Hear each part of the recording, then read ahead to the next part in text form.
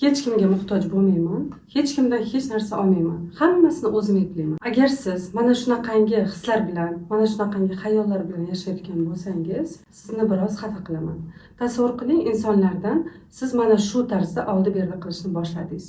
Kimgadir nimadir berdingiz, evaziga hech narsa olmadingiz. Borgan sari u inson sizdan uzoqlashadi, chunki u o'zini endi qarzdor his qiladi.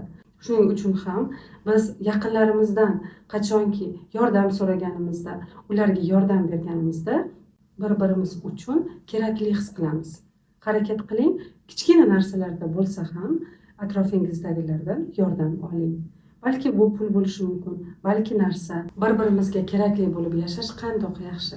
Shuning uchun ham kichkina narsalarda yordam so'rashda uyalmang.